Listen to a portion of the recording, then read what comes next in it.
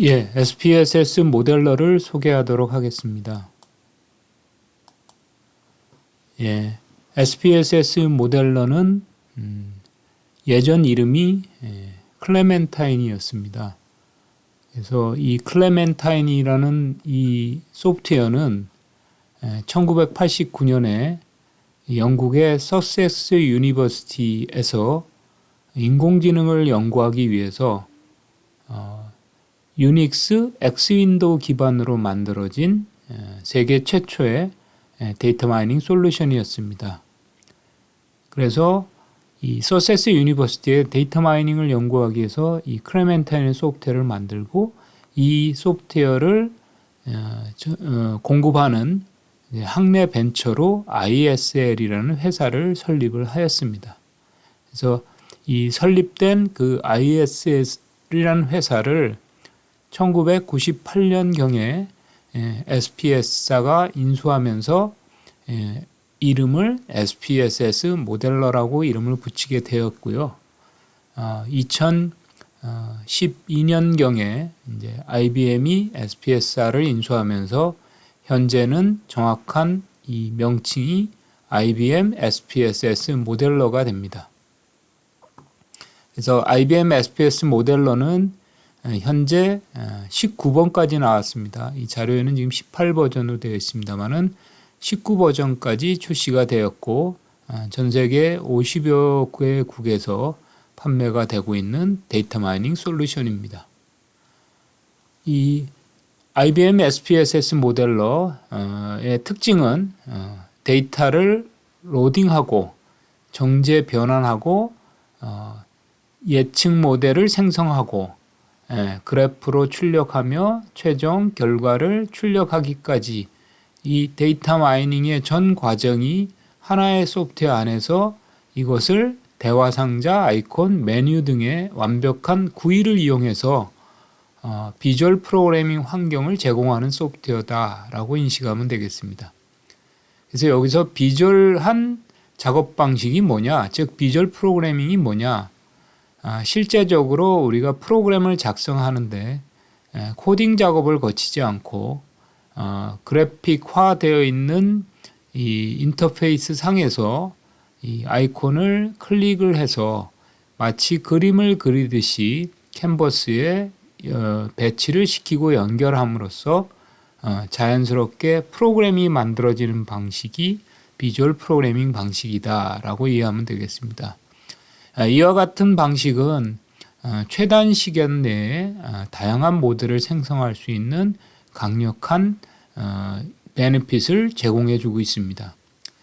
또한 이 SPSS 모델러는 개방형 구조를 채택하고 있기 때문에 다양한 외부의 어플리케이션을 유연하게 연동할 수 있고 또 새로운 다양한 머신러닝 알고리즘들을 쉽게 이 IBM SPS 모델러의 이 플랫폼 환경에 추가해서 사용할 수가 있습니다. 자, 그래서 이 IBM SPS 모델링은 이제 혁신적인 프로그래밍 환경을 제공한다. 그래서 이 하단에 있는 이렇게 되어 있는 이 부분을 뭐라고 얘기하냐면 우리가 노드 팔레트다라고 얘기합니다. 그래서 요 노드 팔레트에 있는 이 동그라미, 네모, 세모, 육각형 이런 것들을 우리가 이제 노드라고 합니다. 이 노드들을 마치 화가가 그림을 그릴 때 이 팔레트에 있는 그림을 붓으로 찍어서 이 캔버스에다가 이렇게 그림을 그리듯이 여러분의 마우스를 가지고 이 노드 팔레트에 있는 이 노드들을 마우스로 찍어서 요 가운데 있는 작업창이라고 하는 스트링 캔버스에다가 쭉 그림을 그리듯이 노드를 흐리는 거예요.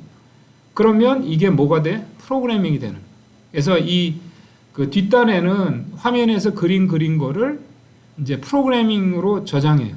저장하는데 사실 그거는 XML이에요. XML 기반. 옛날에는 이게 이제 옛날 버전은 XML이 아니었는데 이제 버전이 올라가면서 전부 다 XML로 저장하도록 돼 있어요. 그래서 이 str로 저장되는 이 스트림 파일을 압축을 풀은 다음에 압축 풀어서 안에를 보면 이게 XML 파일이야. 그래서 그 XML 파일인 스트림 파일을 로드하면 이렇게 시각적으로 보이는 거예요. 하지만 이제 내부에 있는 엔진은 그 프로그래밍을 받아서 처리를 해주는 거예요. 그래서 시각적으로 우리가 프로그래밍도 시각적으로 하고 결과도 시각적으로 보여주지만 실제적으로는 내부에서는 프로그램이 돌아가는 방식. 그래서 일단 기본적인 용어를 살펴보면 이 하단에 있는 것을 여기 노드 팔레트라고 하고 이 가운데 있는 이 공간을 캔버스, 스트링 캔버스라고 하고 이렇게 노드가 연결이 되고 이 화살표로 해서 쭉 연결된 요거를 우리는 스트림이라고 그럽니다. 스트림. 스트림이 데이터가 흘러가는 물줄기라는 뜻이에요. 데이터가 흘러가는 물줄기. 부수적으로 이 오른쪽에 보면은 관리창이 있어서 이 관리창에 여러 가지 그 생성된 콘텐츠들, 출력 결과나 모델이나 이런 것들이 표시가 되고 그 밑에 있는 요 부분을 프로젝트 창이라고 그럽니다. 이 프로젝트 창은 뒤에 설명드린 크리스DM이라는 방법론에 의해서 내가 하나의 작업을 프로젝트화할 때 그때 사용하는 어떤 부분입니다. 그리고 상단에는 이제 메뉴하고 도구들이 있는 그런 형태입니다. 자, 그래서 이 크리스DM의 뒤에 요 다음 슬라이드에 설명드리겠습니다만은 크로스 인더스트리 스탠다드 프로세스 포 데이터 마이닝. 그러니까 크로스 인더스트리라는 말은 특정한 산업에만 해당되지 않는다. 그러니까 즉 모든 산업에 적용할 수 있는 표준적인 데이터 마이닝 방법론이다 라는 뜻이에요.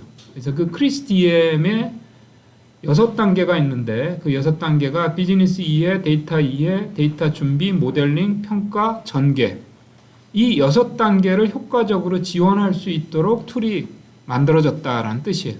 그래서 나중에 이 프로젝트를 통해서 이쪽에 있는 크리스DM의 각 단계에다가 등록을 할 수가 있어요. 그러면 전체적으로 하나의 프로젝트 파일로 저장할 수가 있어요.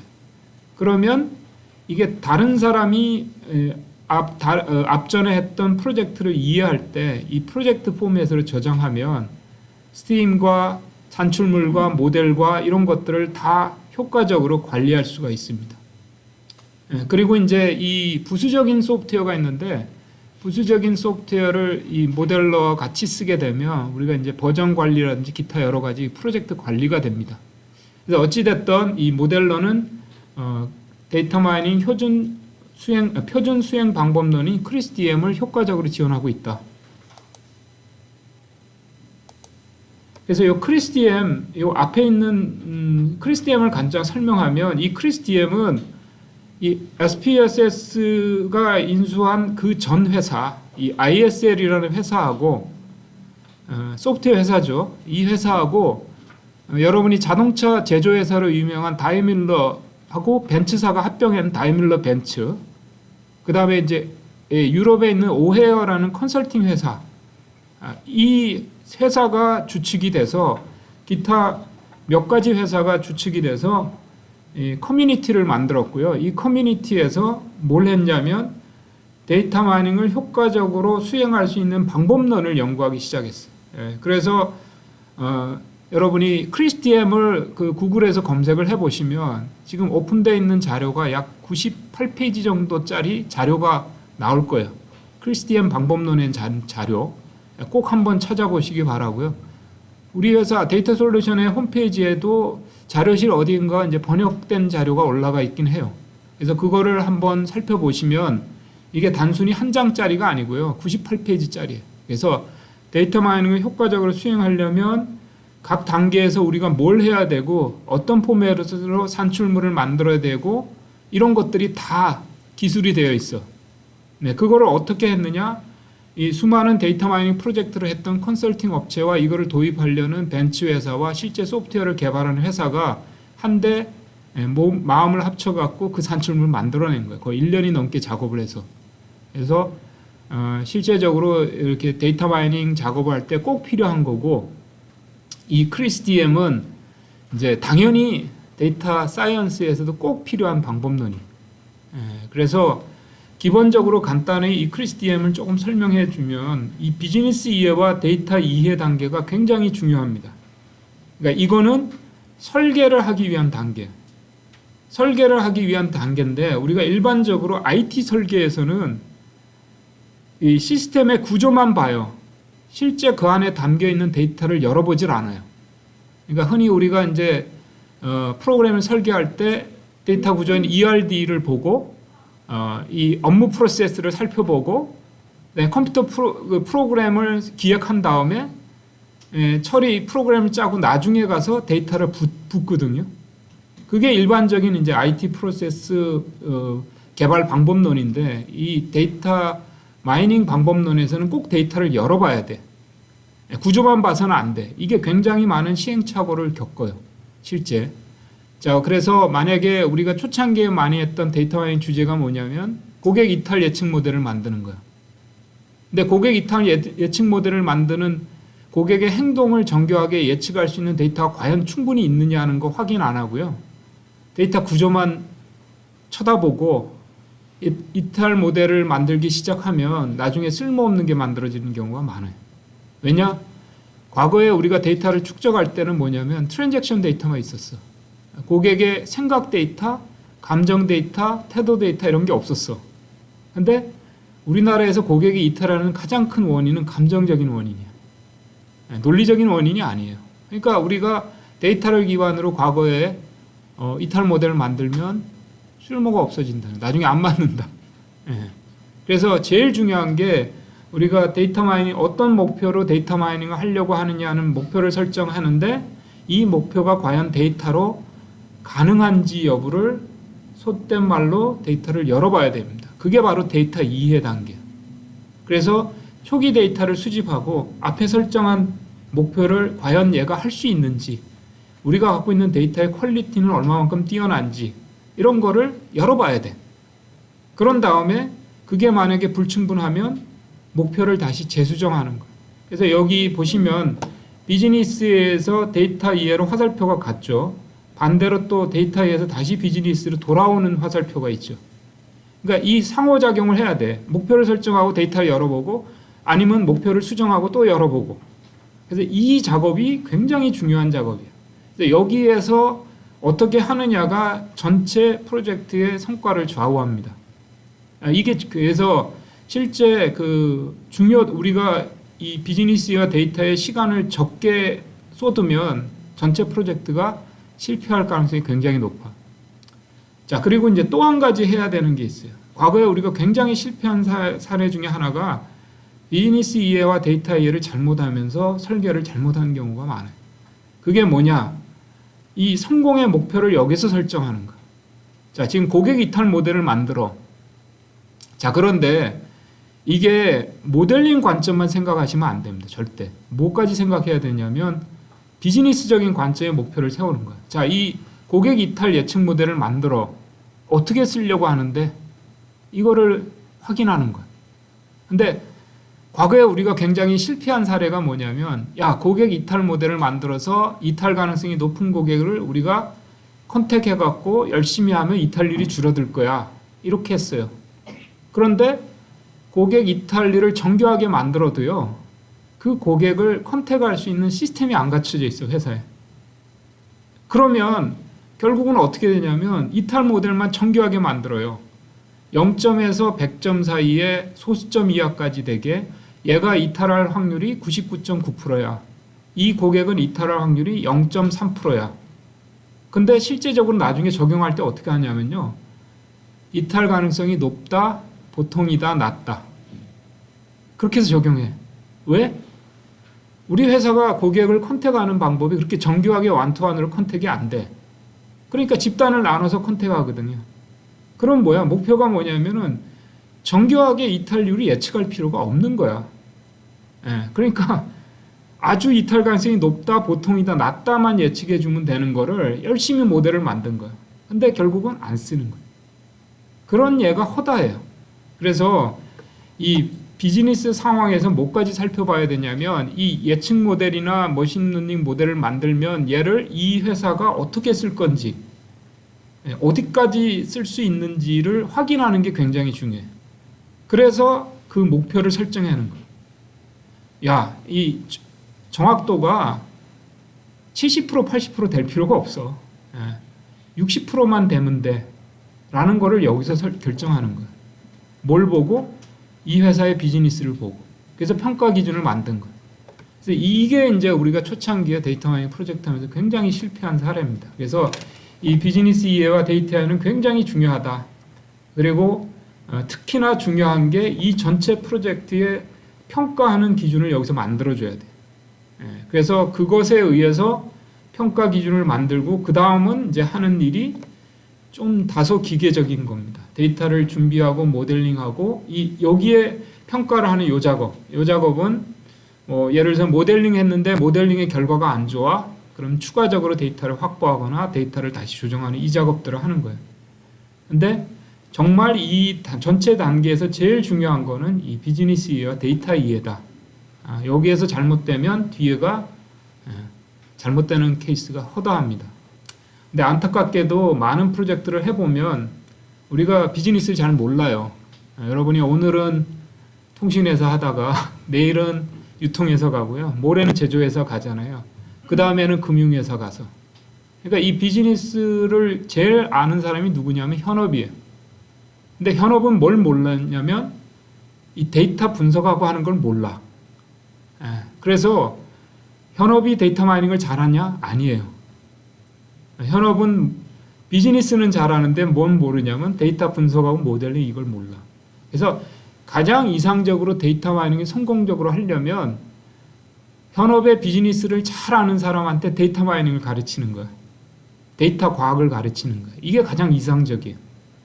근데 현실적으로는 그게 잘 안 되죠. 그래서 아까 얘기했듯이 데이터 전문가는 어디에 많냐? 우리 같은 솔루션 업체에 많다. 그래서 솔루션 업체에 많은 사람들의 가장 중요한 것은 비즈니스를 이해하는 거야. 그래서 프로젝트 초창기에 가면 비즈니스 이해하기 위해서 엄청 공부를 많이 해야 돼. 그 수준이 돼야 되는 거고요. 그리고 속된 말로 삽질을 엄청 많이 해야 돼. 이게 그래서 참 어렵다. 그래서 이게 한 번에 끝나는 작업이 아니라는 거지. 여기서 외부에 보면 이렇게 동그라미가 있죠. 수준을 조정해야 돼요. 고객은 가장 하고 싶은 게 뭐냐면요.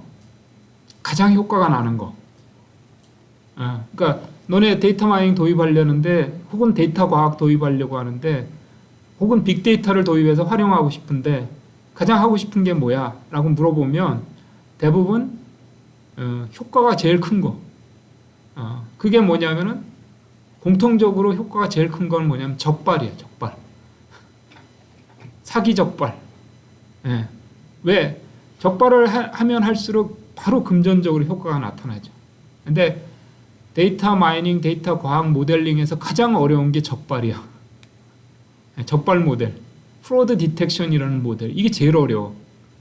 왜냐? 데이터 자체가 적어요. 기본적으로.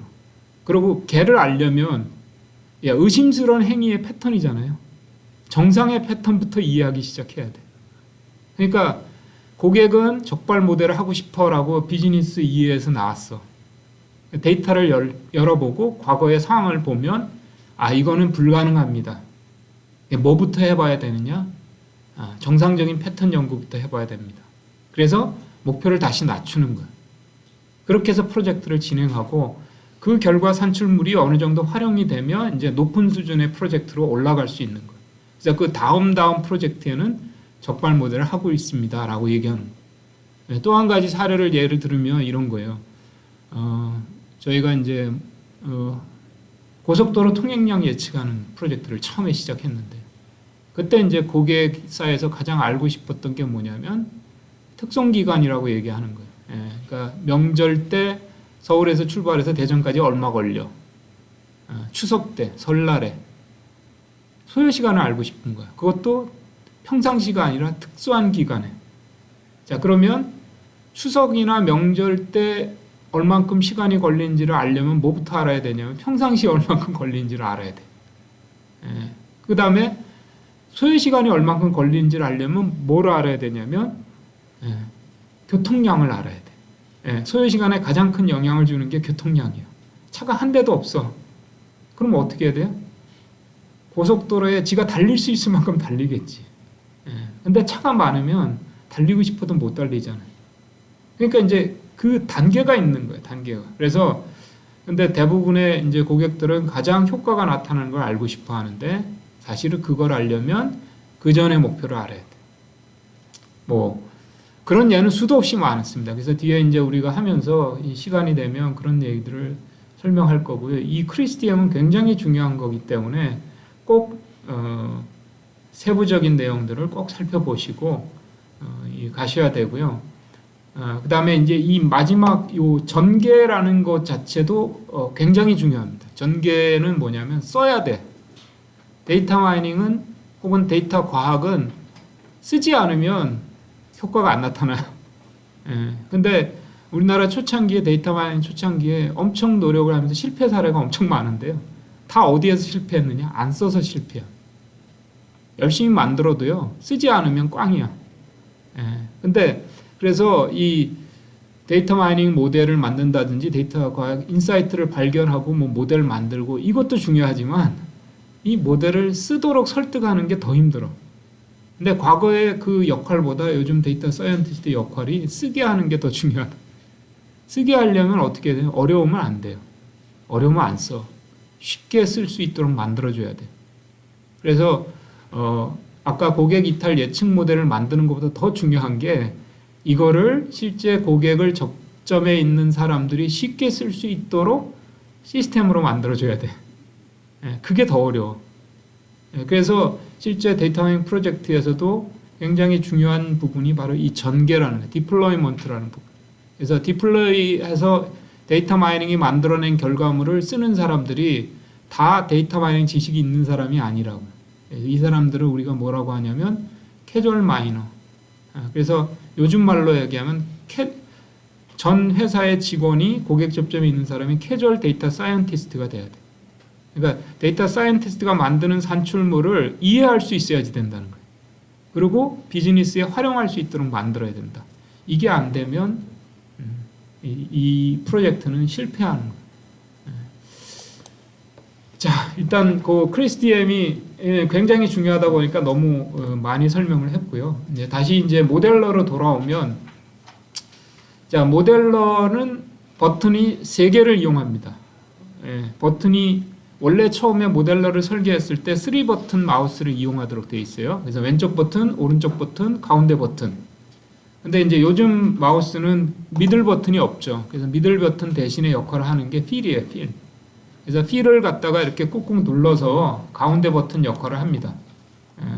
그래서 보통 마우스 왼쪽 버튼은 노드를 선택한다든지 혹은 노드를 이동한다든지 그 다음에 노드의 속성을 편집한다든지 이런 역할을 하고, 이제 오른쪽 버튼은 이제 메뉴를 팝업 시킬 때 이때 사용하고, 그 다음에 미들 버튼은 노드를 연결할 때 혹은 연결을 해제할 때, 그리고 그 밑에 있는 여러 가지 또 키보드를 단축적으로 복합적으로 사용합니다. 그래서 딜리트 키는 노드를 삭제할 때, 그 다음에 컨트롤 C는 노드를 복제할 때, 컨트롤 V는 노드를 붙여넣을 때, 이 노드가 연결되어 있는 것을 스트림이라고 한다는데 이 스트림을 수행할 때는 컨트롤 E 이렇게 됩니다. 그래서 기본적인 그 노드에 대한 설명을 하고 실습을 통해서 한번 동작을 익혀보도록 하겠습니다. 자, 그래서 이 팔레트에 보면은 이 모델러가 굉장히 시각적으로 잘 만들었어요. 가동력이 굉장히 뛰어난 거예요. 그래서 각각의 역할을 하는 노드를 이 노드의 모양으로 구분을 해놨어. 그래서 동그라미 노드는 소스 노드고, 육각형 노드는 이제 작업 노드, 오퍼레이셔널 노드라고 하고요. 삼각형 노드는 그래프 노드, 오각형 노드는 이제 모델링 노드, 사각형 노드는 이제 아웃풋, 출력 노드, 혹은 익스포트, 내보내기 노드. 그래서 이 각각의 이 동그라미, 육각형, 삼각형, 오각형, 사각형을 이해를 해서 그걸 가지고 이제 프로그램을 짜는 거예요. 연결하면서. 그래서 좀 더 세부적으로 살펴보면 동그라미 노드는 소스 노드. 그러니까 결국은 데이터와 연결시키는 노드야. 소스 노드는. 그래서 여러 가지가 있는데 보면 데이터베이스 동그라미 소스 노드, 가변 파일 동그라미 소스 노드, 고정 파일 소스 노드, 스태티스틱 파일 소스 노드, CS 파일 노드, 엑셀, XML 사용자 입력.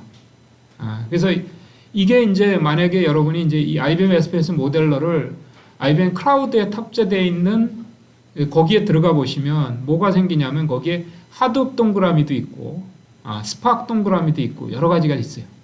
그러니까 뭐 코그너스 동그라미도 있고. 그러니까 동그라미 노드는 데이터의 출발이다. 내가 분석하고 모델링하는 데이터가 어디에 저장되어 있는지에 따라서 어떤 동그라미 노드를 쓰느냐가 결정되는 거다. 이렇게 이해하시면 되고, 제일 많이 사용하는 동그라미 노드는 데이터베이스 동그라미 노드. 그러니까 우리가 데이터 모델링을 제일 많이 하는 데이터의 원천이 어디에 저장되어 있느냐? 데이터베이스에 저장되어 있기 때문에. 물론 이제 우리가 실습을 하고 교육에서는 이제 데이터베이스 동그라미 노드는 쓰지 않아요. 쓸 일이 거의 없어요. 왜냐하면 이제 우리가 실습 데이터를 가지고 이용하니까. 실제 업무에서는 이제 동그라미 데이터베이스 노드를 가장 많이 쓴다. 그리고 그 다음에 이제 가변 파일, 고정 파일 이 두 가지는 뭐냐면 흔히 얘기하는 그 텍스트 파일, 그러니까 플랫 파일이라고도 표현합니다. 근데 구분자가 있다 없다에 따라서 구분자가 있으면 가변 파일 혹은 이제 변수 파일이라는 이름으로 들어가 있어요. 영어로는 variable 파일이고 번역할 때 버전에 따라서 어떤 거는 가변 파일, 변수 파일 이렇게 바꿨어요. 아마 최신 버전은 지금 변수 파일일 거예요. 그래서 이거는 구분자가 있다는 뜻이야. 그래서 데이터와 데이터, 필드와 필드 사이에 구분자가 있는 경우는 가변 파일이고 구분자가 없는 텍스트 파일은 이제 고정 파일이에요. 그래서 실제적으로 고정 파일은 요즘은 거의 사용하지 않습니다. 그러니까 가변 파일, 변수 파일을 제일 많이 사용한다. 그 중에서도 구분자가 쉼표, 컴마인 경우를 우리가 CSV라고 해요. 그래서 구분자로 제일 많이 쓰는 파일이 CSV 파일, 탭 딜리미트 파일 이 두 가지를 제일 많이 써. 그래서 이제 실제적으로 우리가 교육할 때는 제일 많이 쓰는 데이터 포맷이 다 가변 파일 포맷, 변수 파일 포맷이. 그 다음에 이 스태티스틱 파일은 SPSS 스태티스틱이라는 통계 소프트웨어에서 저장한 파일. 확장자가 SAV 파일이에요. 이 가변 파일은 확장자가 보통 TXT도 있고 DAT도 있고 뭐 CSV도 있고 굉장히 여러 가지 종류가 있어요. 근데 이 스태티스틱 파일은 SPSS 저장한 파일이라는 뜻이고요. 그 다음에 이제 CS 파일은 당연히 이제 CS 소프트웨어를 저장한 파일. 엑셀은 엑셀로 저장한 파일. 이 XML이 굉장히 중요한데요. 이제 앞으로 사용 빈도가 더 많아질 수 있어요. 이거는 Extend Markup Language라고 그래서 이 HTML이라고 하는 홈페이지의 기본 페이지의 확장판인데요. 이 XML은 거의 대부분의 그 센서 데이터는 다 이 XML로 저장이 돼요.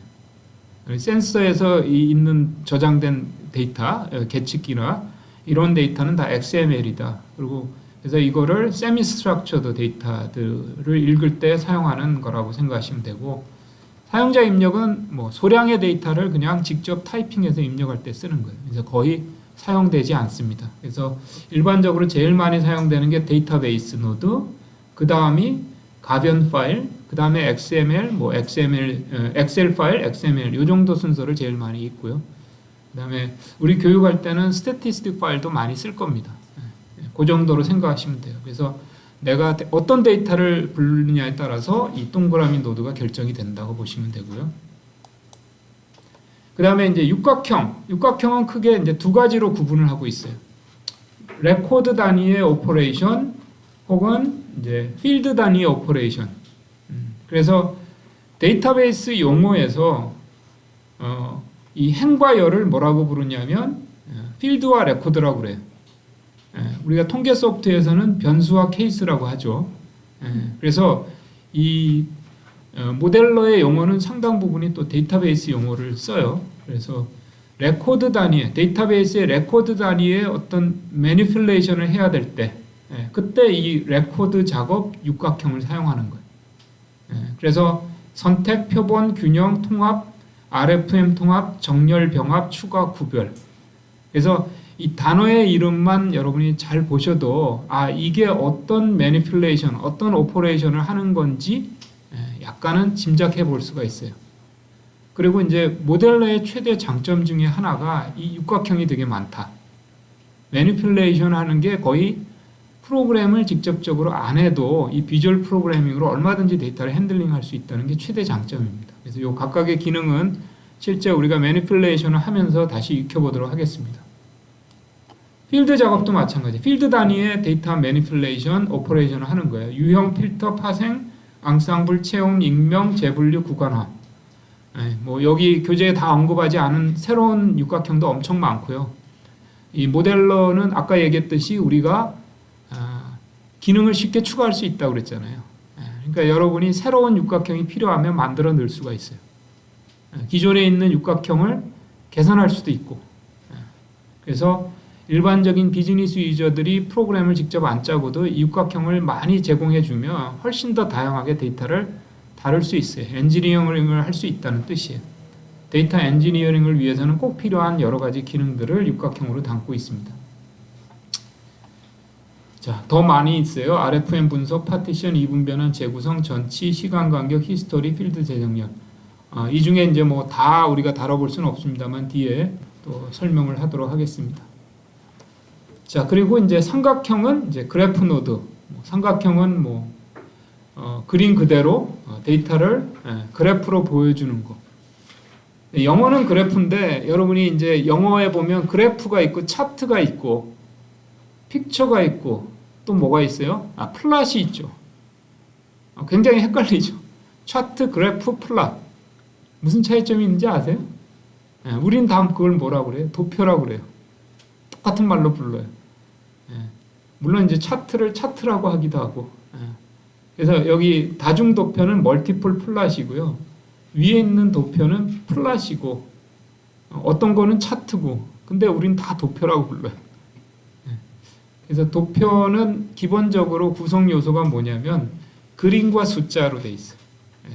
그림을 그려놓고 그 안에 숫자를 표시하면 그게 도표야. 근데 사실 영어에서는 이제 차트 플랫과 그래프가 사실 조금 차이가 있어요, 사실은. 그래서 그래프는 사실은 숫자가 없는 것도 포함하는 게 그래프예요. 근데 차트하고 플랫은 반드시 숫자가 있어야 돼, 안에. 하여튼 그런 건데 어쨌든 그래프 종류가 굉장히 여러 종류가 있어요. 그래서 일반적으로 우리가 엑셀과 같은 툴에서 익히 보는 분포도표, 요약도표, 히스토그램 이런 것들이 있는데 특이한 맵도표 이런 것도 있고요. 나중에 이 그래프 보드라는 걸 보면 그 하나의 노드 안에 굉장히 다양한 종류의 그래프를 출력할 수 있도록 만들어 놓은 게 또 이거예요. 그래서 이 삼각형은 어찌됐든 데이터를 시각적으로 보여주는 거예요. 도표로 보내서. 그래서 이 단계를 우리가 데이터 탐색 단계에서 제일 많이 써요. 그래프로. 그래서 그게 이제 삼각형 노드가 됩니다. 자, 오각형 노드가 사실은 이 모델러에서 가장 이해하기 어려운 노드예요. 물론 이 오각형 노드를 이해하려면 우리가 통계적 모델링이나 머신러닝에 대한 이해도가 있어야 돼요. 그러니까 이미 이런 이해도가 있다라고 했을 때는 이해하는 게 어렵지 않아요. 그래서 이 모델링 노드는 크게는 이제 트리 계열, 디시전 트리 계열이 있고 어소시에이션 계열이 있고 스크리닝은 우리가 앞에서 아까 제가 얘기했던 어노말리 디텍션 이쪽에 그다음에 타임 시리즈 계열이 있고 그다음에 클러스터링 계열이 있고 그다음에 뉴럴 네트워크 계열이 있고 리그레션 계열이 있고 그다음에 이러한 모델링들을 복합적으로 쓰는 앙상블 기능들 메타 모델링이라고도 얘기하고요. 이런 기능들이 있어요. 그래서 오각형은 통계적 모델링이나 머신러닝을 잘 모르는 사람은 이해하기 참 어렵고 이거 하나하나를 설명하기 위해서는 배경적인 통계적 지식과 머신러닝을 가르쳐 줘야 돼. 그렇지만 그런 사전 지식이 있을 때는 그렇게 이해하기가 어렵지 않다. 그래서 이 모델러는 현존하는 데이터 마이닝 툴 중에 가장 많은 알고리즘을 포함하고 있다. 또 게다가 요즘은 당연히 R과 파이썬을 지원하기 때문에 추가적으로 만들어 넣을 수도 있어요. 그런 기능들이 바로 오각형이다. 자, 그 다음에 이제 사각형은 크게 이제 두 가지로 나누는데 출력 노드와 내보내기가 있어요. 출력 노드는 기본적으로 화면에 뿌려주는 거. 화면에 어떤 결과를 보여주는 형태예요. 그래서 데이터를 있는 그대로 보여주는 테이블 로드가 있고 교차에 집계해서 보여주는 교차표가 있고요. 그 외에 분석, 데이터 검토, 변환, 통계량, 평균, 보고서, 전역가 뭐 이렇게 해서 굉장히 많은 이제 사각형은 이제 출력 노드인데 출력의 기본적인 방향은 화면이다. 물론 이제 내가 옵션을 조정하면 그 출력된 결과를 파일로 저장할 수도 있어요. 하지만 기본적으로 출력 노드는 화면에 뿌려주는 거다. 그래서 다양한 여러 가지 통계치라든지 표라든지 집계표라든지 이런 거를 출력해 줍니다. 그래서 우리가 데이터 탐색 초창기에 제일 많이 하는 게 뭐냐면 도표로 그림을 그리는 거 하고 표를 그리는 거. 표는 우리가 그냥 교차표라고 얘기하는 게 이게 통계표예요. 통계표. 그래서 표하고 도표의 차이점은 표는 숫자가 있고 구분선이 있는 거야. 도표는 숫자가 있고 그림이 있어. 그래서 우리가 이해하기 쉬운 거는 도표고요. 좀 더 정확히 표현하는 건 표야. 그래서 표하고 도표를 만들어내는 게 이제 데이터 탐색 초창기에 많이 하는 역할이에요. 그래서 그 작업들을 해서 어떤 모델링의 방향을 정한 다음에 나중에 이제 오각형을 적용하는 그런 상황이니까 이 사각형의 출력 노드도 굉장히 많이 쓰이는 기능 중에 하나예요. 자, 내보내기 사각형이 있는데 이 내보내기 사각형은 앞에서 동그라미 소스 노드하고 비교해서 보셔야 돼. 그래서 아까 동그라미 데이터베이스 노드가 있었잖아요. 그러면 사각형 데이터베이스 노드가 있어. 그래서 동그라미 데이터베이스 노드는 데이터베이스에 있는 데이터를 불러오는 거고요. 네모 데이터베이스 노드는 데이터베이스로 데이터를 내보내는 역할을 하는 거예요. 그런 거고 마찬가지로 아까 그 변수 파일하고 고정 파일이 있었죠. 텍스트 파일을 불러오는 거라고 그랬죠. 근데 텍스트 파일로 저장하는 것은 네모 플랫 파일 로드예요.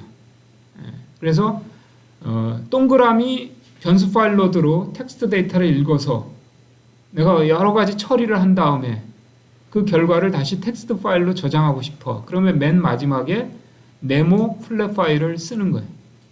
그래서 이 네모의 내보내기 노드는 어떠한 포맷으로 데이터를 저장하는, 내보내는 그런 역할을 하는 거다. 그래서 아까 스태티스틱 동그라미가 있었고 스태티스틱 내보내기 네모가 있는 거예요.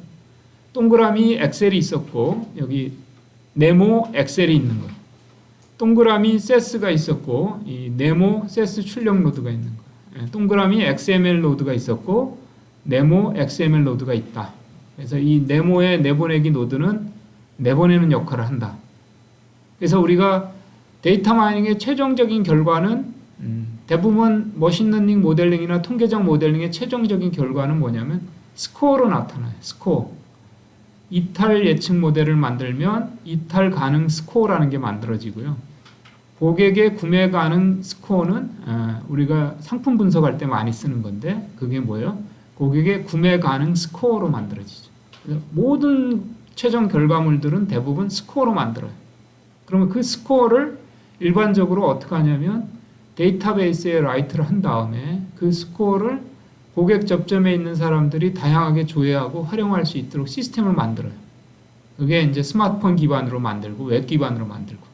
그러면 최종 결과는 어떻게 돼요? 데이터베이스에 필요한 결과물을 저장해 줘야 되죠. 그래서 우리가 이 데이터 마이닝을 할 때 기본적으로 우리가 마트 설계를 합니다. 마트 설계를 할 때 인풋 마트와 아웃풋 마트를 설계해요. 그때 아웃풋 마트에는 최종적인 데이터 마이닝 결과를 저장할 수 있도록 만들어줘야 돼요.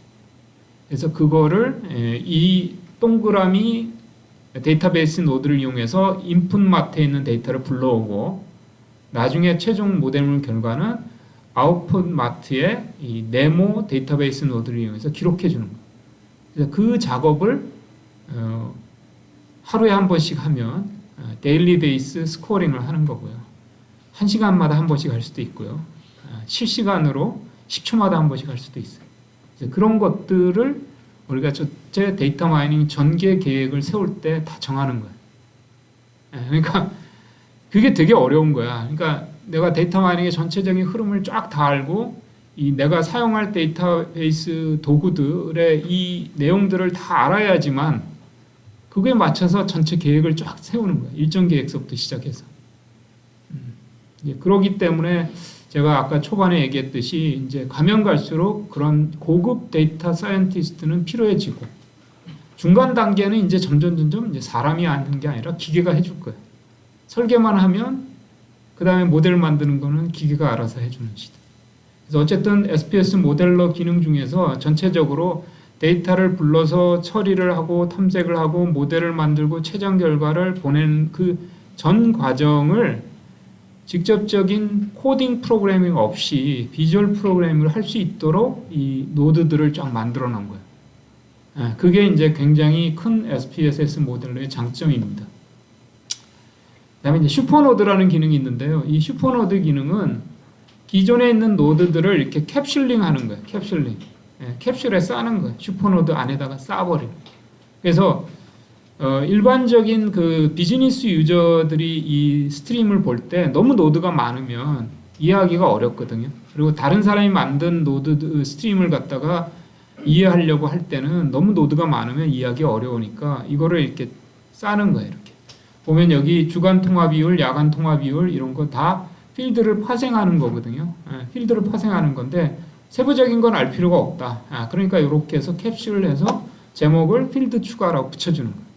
그러면 저 안에는 뭔지 모르겠지만 새로운 필드를 막 만들어내는 노드들이 있구나. 이 정도만 이해하면 되죠. 그래서 이 슈퍼노드 기능은 노드를 이렇게 더 이 스트림을 전체를 이해를 쉽게 하기 위해서 노드를 이렇게 압축한다. 압축, 캡슐링 하는 기능이다. 물론 이제 나중에 캡슐을 풀 수도 있고, 그래서 실제적인 이 슈퍼노드는 팔레트에는 없어요. 하지만 우리가 팔레트에 있는 노드들을 스트림에 갖다 놓고 쭉 연결한 다음에 캡슐링을 할 수가 있다. 그래서 뭐 이 슈퍼노드가 소스 노드를 포함하면 소스 슈퍼노드고, 그 다음에 네모를 포함하면 최종 슈퍼노드, 파이널 슈퍼노드가 되는 거고, 동그라미와 네모가 없으면 이게 프로세스 슈퍼노드가 된다. 그래서 이제 프로세스 슈퍼노드는 중간에 연결해서 쓰고, 소스 노드, 슈퍼노드는 맨 시작이다. 그 다음에 최종 슈퍼노드는 결과로만 쓸 수가 있다. 그래서 실제적으로 나중에 이제 슈퍼노드 생성, 확장, 확대 이 기능들이 있는데 나중에 실습을 하면서 확인해 보도록 하겠습니다. 자, 요거는 캐시 기능이라는 게 있는데 나중에 이제 크라우드 상에서는 의미가 없고요. PC 상에서 이 캐시 기능은 속도를 개선할 때 꼭 필요한 기능이에요. 그래서 이렇게 우리가 스트림을 쭉 만들다 보면 이게 데이터가 흘러가는 길이거든요. 데이터가 흘러가서 매종 결과물들을 만들어내는데 이 결과물들을 계속 바꿔서 수행하면 그때마다 데이터가 계속 다시 갖고 와야 돼. 다시 갖고 와야 되는데 중간에 어떤 부분에다가 이때까지 처리한 데이터를 임시적으로 저장하는 기능이 바로 캐시 기능이에요. 그래서 캐시 기능을 쓰게 되면 속도가 훨씬 더 빨라질 수가 있어요. 그래서 이제 이거는 큰 데이터를 다룰 때 퍼포먼스를 향상하기 위해서 중간적으로 일시적으로 데이터를 이제 저장해서 쓰는 기능이다. 이렇게 이해하시면 됩니다. 그래서 특정 노드에다가 우측 버튼을 클릭하고 캐시를 활성화시키면 거기에 이제 캐시가 설정이 되는 그런 기능입니다.